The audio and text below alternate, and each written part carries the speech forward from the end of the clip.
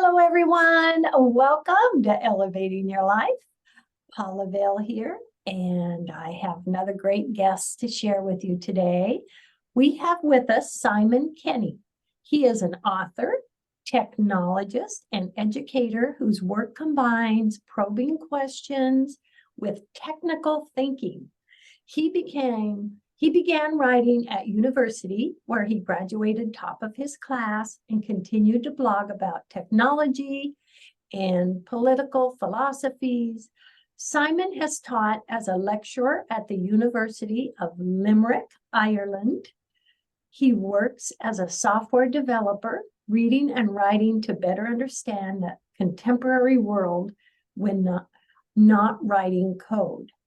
And we're going to be talking a bit about his recent book, which he just wrote about tarot. So first off, Simon, I want to say welcome to the show and thank you for joining us today. Great. Thanks for having me. It's brilliant to be here.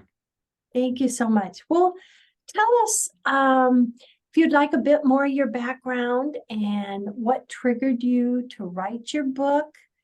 And then we'll go into, what is tarot and find out your thoughts on that. Okay, sounds good. I really got interested in tarot through the practice of a friend of mine who gave me a tarot reading when I was younger and who's interested in tarot. At the time, I didn't think much of tarot. I was quite skeptical. But at that time, even worse, I was actually dismissive of it. I thought, okay, there's nothing really to this, and I didn't think much of it. And it was later on, after I studied more philosophy and anthropology, that I came around to the idea that that's not really a great strategy to understand people, by just thinking that you know everything. So I decided to, kind of engage with it a little bit and see if I could discover what kind of belief systems are behind tarot practices, because I had understood that tarot was for fortune telling, but I didn't really know, what beliefs fed into that practice. So in reading about tarot, lots of different tarot books, mainly how-to guides, it wasn't even then very apparent, what the belief systems were, but, there started to be some indications.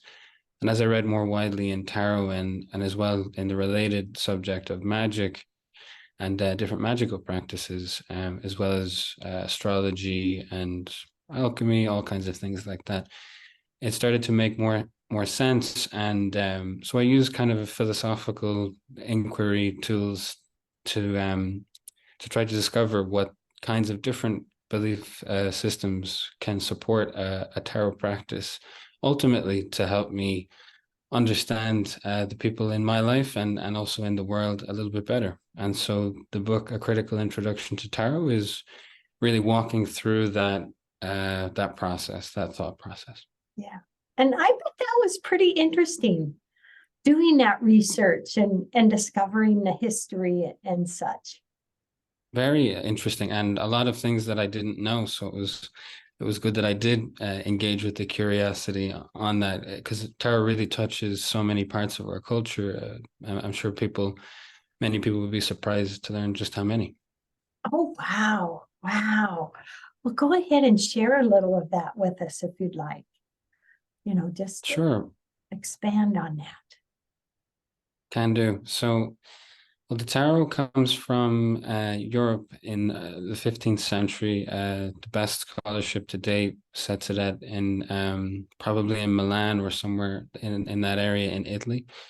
And it was developed as a card game. So it's made of a tarot deck is a deck of cards, just like the poker or playing cards that people are maybe more familiar with. And it's really quite similar, actually, in construction to a poker card deck. So there's, just like in the poker card deck, there's a section of the tarot deck with 4 suits as well, although the suits are different. And they also have 10 numbered cards, and instead of 3 court cards, they have 4 court cards. the page, knight, queen, and king. So there's that section, which is called the minor arcana, and that's one section of the tarot card deck. The other section is called the major arcana, and there's no equivalent in the regular playing card deck with that part. Those 22 cards are named things like strength or the high priestess or the lovers and so on. And they're more archetypical, larger themes in life. But originally those were called the trumps because the function that they play in the original tarot card game, which is a trick-taking card game similar to bridge, was as a trumping mechanism in that card game. So it was a kind of a novel card deck, if you like, at the time, and it's still widely played in Europe, although people in the English-speaking world aren't maybe not aware of that at all. For people in America, Ireland, and the UK, it's really an occult device, and people probably don't even know that people do play a card game with it still. Yeah. And here in the US, what I've seen, I mean, I know of people that do tarot readings and such, but there are so many different types of tarot cards out there that I've kind of had the impression, a lot of it is fun. Like I bought a deck of dogs that I play with my grandkids.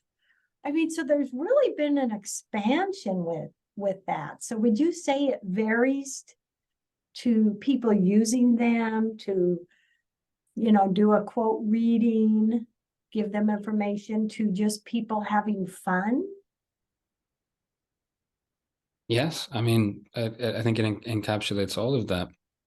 So one way to look at, or one popular cultural idea of the tarot is as a serious, maybe even evil, or certainly suspicious practice of people in dark tents, reading your fortune and all of that kind of really orientalist sort of stereotypes, which are, not very helpful and they don't, I suppose, show the variety of what goes on in tarot. But that's certainly one idea. And then there is tarot, but in a more lighter mode, and that's something that we're seeing a lot more of these days.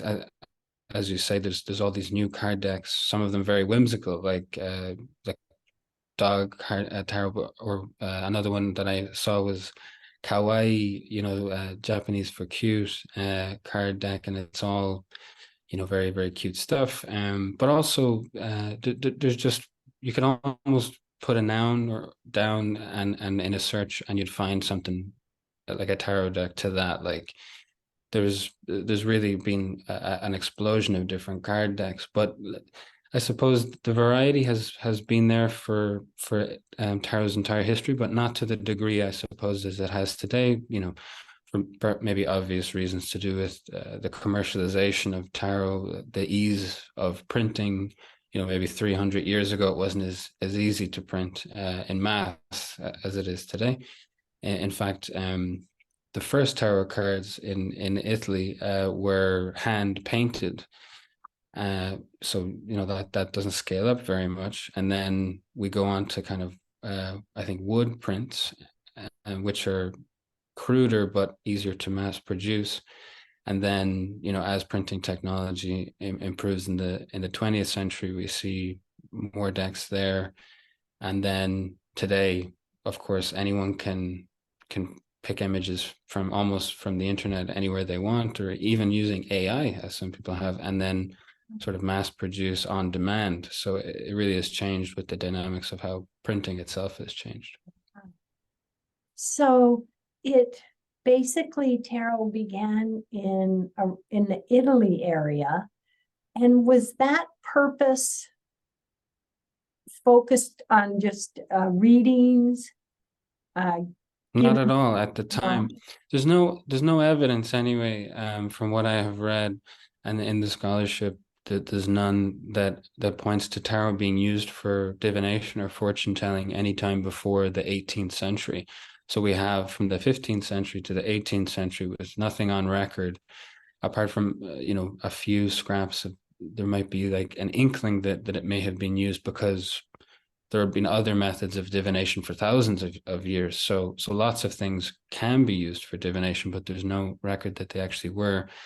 And I think the scholarly consensus is that they weren't created for divination, but that later on they were repurposed for divination in starting in France in the 18th century, 18th and 19th century, where they kind of got rediscovered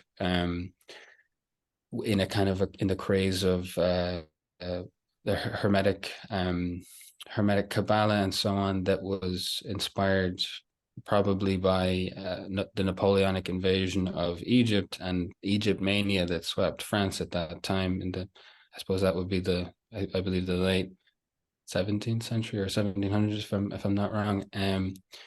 So it kind of got maybe misinterpreted at that time, and but it got used in ongoing magical studies and so on. But it was in a Christian context, I would say, over those hundreds of years, the whole time. Although, with a lot of variety within that, as maybe a heretical practice to some, but the people that developed it were themselves Christians. And it's very interesting to note, especially that the most famous tarot deck today, the Rider Waite Smith tarot deck, was created by by A. Waite in the Hermetic Order of the Golden Dawn, and an English magical society, who he himself trained as a priest, left the priesthood, but continued to do what he considered to be sort of Christian mystical work. And he created that tarot deck in that context. So there's an interesting kind of play there between sort of institutional Christianity and the fringe mystical aspects, which has been, I think, lost in recent decades, certainly since maybe the 60s or 70s, with the adoption more into the so-called New Age, especially in the United States, and neo-paganism and so on. So most of the decks that are quote unquote serious these days would be more in the, I think, neo-pagan or New Age area that we would find. And so in the beginning, would you say they really had a lot to do with art more than, I think so, with the messaging, or personal development or anything like that? I definitely think that the personal development side is relatively new.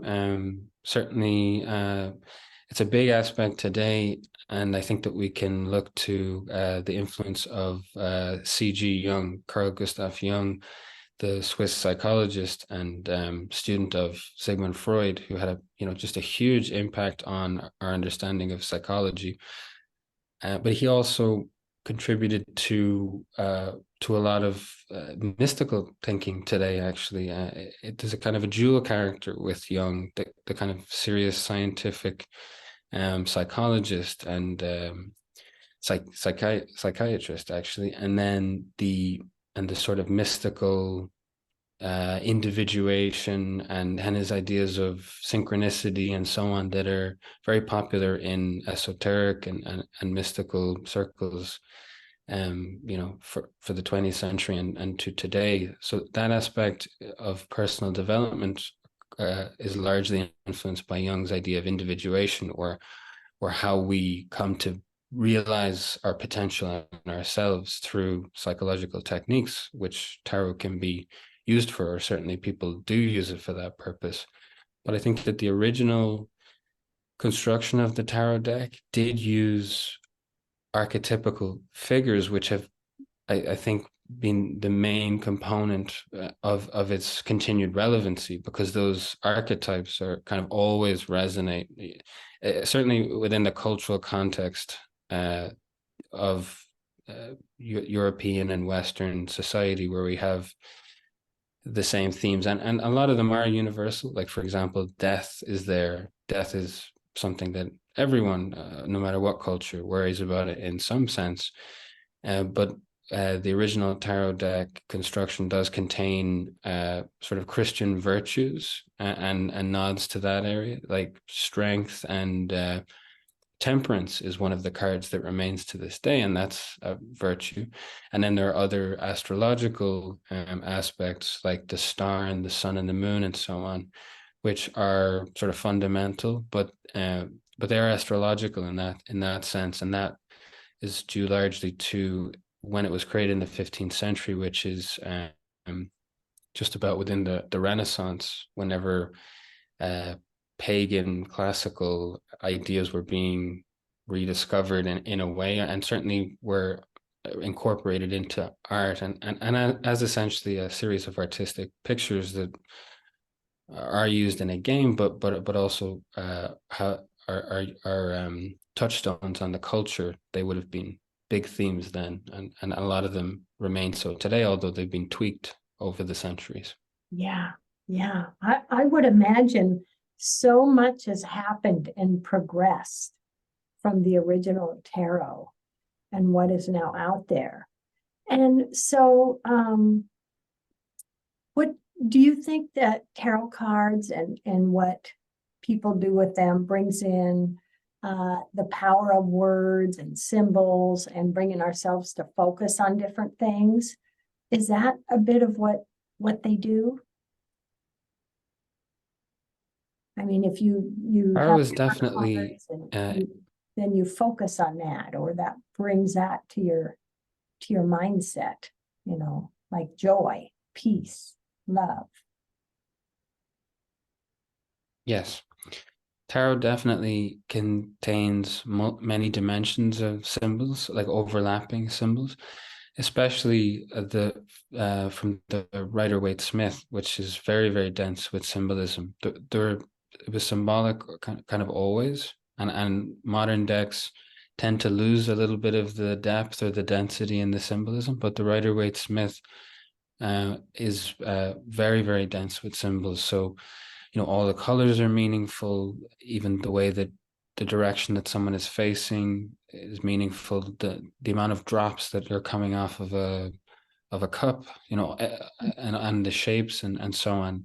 There's really a lot of layers, from the obvious use of certain symbols like crosses and astrological symbols, all the way to more subtle ones, and that depth is very intentional. What I would say is that, depending on the tarot deck, it will be certainly biased, is one way to say it. But what that really means is just it will be imbued with the sort of sensibilities and worldview of the creator. Yeah. That maybe is obvious, but it really just then depends on what the things they want to include and what they want to emphasize or de-emphasize and so on. For example, Aleister Crowley's tarot deck, who was a contemporary of A.E. Waite, the Thoth tarot deck, his card for instead of the Lovers is Lust. So, he looked at that differently, that there's that more sort of carnal focus, rather than the more, I don't know, for want of a better way to put it, more PG or maybe universal focus. So yeah, the kinds of symbols that are in it would, I think, attract people more or less depending on their own proclivities and the way that they view the world. Yeah, hopefully that answers. Oh, so would you say when someone buys a tarot cards or sits with someone and does tarot cards, really they're taking in, as you said, what the creator of those cards made? So in a way, would you say it's just entertainment, or getting new ideas, or artwork, or just a big variety? How do you overall view tarot cards in general? I don't think that there is a good way to have like a complete like a single idea on that front. What I've seen is that there's really a diversity of opinions on that, and that's what a critical introduction does, actually, is that it surveys the landscape. It doesn't sort of say here's the one way to look at it, because there really is a plurality of views.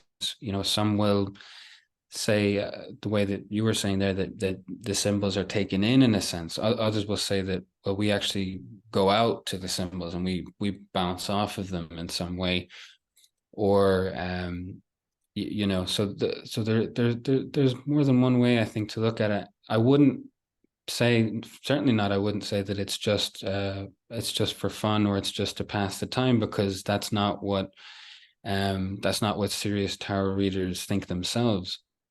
So I think in order to it's maybe more interesting to wonder, well, what is the diversity of belief in tarot, rather than like, how can I collapse all of those many beliefs into one that makes sense to me? Because I suppose, while we do have to make sense of things on our own terms ultimately, there's enough, I think, unknown within it, certainly in how the world works, how the universe, like what are the fundamental aspects of reality that we maybe don't all agree on, that can really change how we view how things like tarot work, or maybe don't work, depending on how we view it. I love that. And your unique book, Simon, really, to the reader, really gives them an opportunity to learn so much about tarot, from the history to breakdown, and give us different perspectives and knowledge. And that's really a good thing to have. Absolutely. Well, that's certainly my belief, I can say. And I hope that other people find that useful. It's certainly not overly academic. I've designed it to be very readable, but yet with enough depth and interest to help people make their own mind up, really, about what the tarot can mean. And your variety of chapters and the different things that you share and that you give information on, that really is a great tool for so many of us, and just great information. And Thank you. I think it's just awesome that you decided to write that book. Well, thank you so much. Yeah, I appreciate that. you're welcome. I really, really enjoyed it. And I think it's a great read for anyone interested and wanting to know more and a bigger picture of tarot cards. Do you see yourself Absolutely. writing or researching, doing any more in this work, or do you see yourself writing a book on a different topic one day? Do you have Well, I am continuing to write about tarot.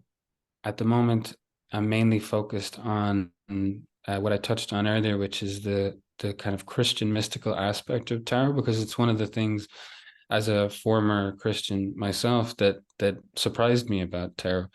When I was growing up, tarot was seen as a kind of an evil object to be avoided, and I had no idea that there was any link to Christianity with the deck at all. I assumed it was probably made by people who really were outside Christianity, or maybe even hated Christianity. But I was surprised to learn that it was originally made by pious Catholics in the 15th century. And then even whenever it was remade culturally, at least, by esotericists and occultists, that many of them came from a Christian background themselves and saw their work as essentially Christian mysticism. So as I've read more about Christian mystical practices, I see that they exist in really a lot of tension, like with Orthodox Christianity. So the kind of mystical component that's really needed for institutional religions, maybe in general, the visions, the prophetic aspects, and so on, they're still unsettling to many, for some obvious reasons, but for other not so obvious reasons. So at the moment, I'm writing several essays that I hope to be published soon, about going a deep dive into that aspect, which is touched on in a critical introduction to tarot, but not fleshed out to the degree. I'm continuing to follow the research on that, but I am also interested in deepening other ways to look at spirituality through a philosophical lens, because I just find it, for me, such a helpful way to look at things, and hopefully add a little bit of of fresh insight there in subjects that really there's so much writing on, I suppose. Love it. I love it. Well, Simon, we have about 2 minutes left in the show. Please share with everyone, remind them the name of your book, where they can get it, and any last words you'd like to share with us today. Sure. So my book is called A Critical Introduction to Tarot, Examining the Nature of a Belief in Tarot. And you can get that from Amazon or Barnes and Noble. And you can find me on my website, simonkenny.co, or on Twitter at skenwrites, SKENWRITES. And I'd love to hear what people think of it or engage with people in this topic in general. What I can maybe close with is to say that, as I suppose has been clear throughout what we've discussed so far, is that tarot is really for everybody, I suppose, and it's one of the things that that interests me about it is that no one owns tarot as such. There's no one group that really claims tarot as their own. So it's I think that's one of the strengths of it in a way. There's no one that can really get too offended if you do a dog tarot, or you do your or if you make a card. I know some people making new card games with tarot, and because it's not sort of owned or protected in that way, it kind of can become for everyone. And I think that adds a kind of dynamism and diversity that's really really applicable for the moment that we're in. And there's just so many ways to go about it. Even for people who don't believe in the sort of magical and mystical side, people use it as a philosophical tool in a very rationalistic way. So there's really a lot it's a big tent, I suppose. And I suppose that's the last thought that maybe I'd leave your listeners with. I like that. It's a big tent. Oh my God. Yeah, that is perfect, Simon. It is a big tent. Oh, you can sit in the back, you can sit in that corner. Yeah, it's a big tent. I have so enjoyed having you on the show and sharing you with everyone. Everybody, thank you for joining us today, and have a fantastic day. Love, hugs, and blessings. Simon, love, hugs, and blessings. Thank you so much. Thank you. Bye. Bye.